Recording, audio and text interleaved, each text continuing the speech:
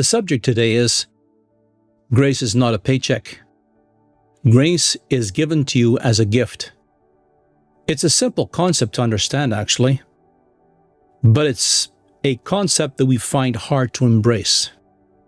We really choke on the fact that God says that He declares sinners right with Him by grace, not by the good works they bring.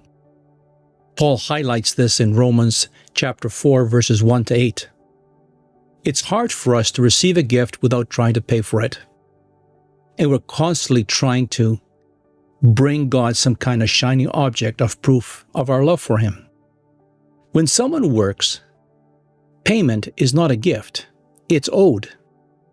And the simple fact of the matter is that God will never be in debt to you. So there's nothing that you can give Him. There's nothing that you can work out for Him. Everything you have is given to you as a gift. The sinner who comes to God for salvation does not come as someone who has met God's standard. Why? Because he doesn't have a standard. Not one that God respects anyway.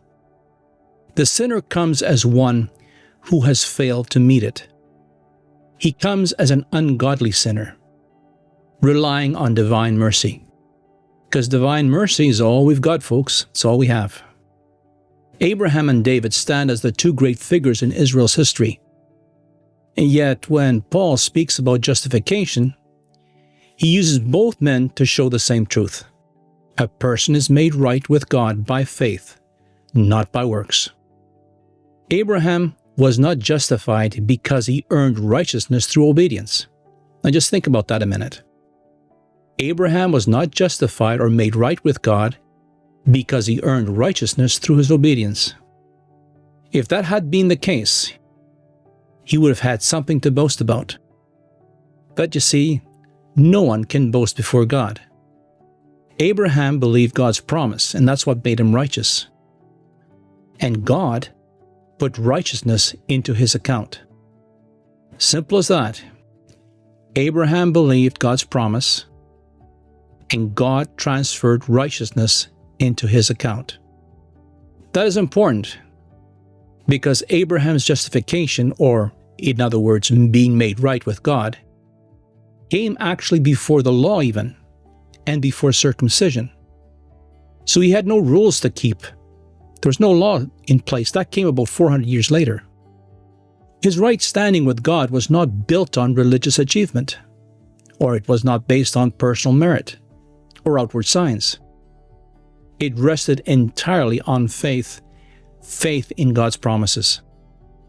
Abraham was first justified by faith, it says, when he believed God, and later, his works showed that his faith was real. Justification, for that matter, being made right with God, is grace. It's not a paycheck at all. That is the wonder of the gospel. God justifies the ungodly through faith, not through works.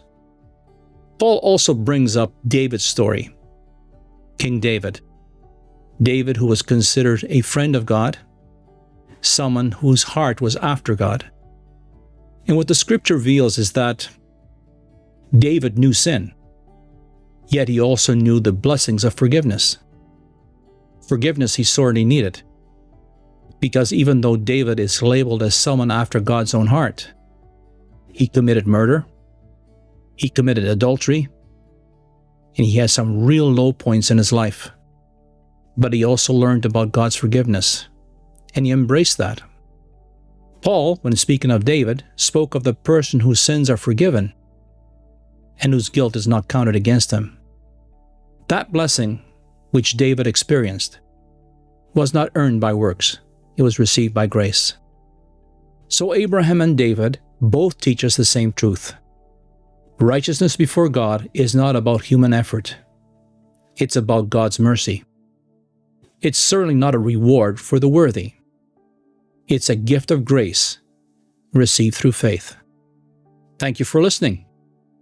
If you want to look at this in more depth, the links are down in the description. Have a good day.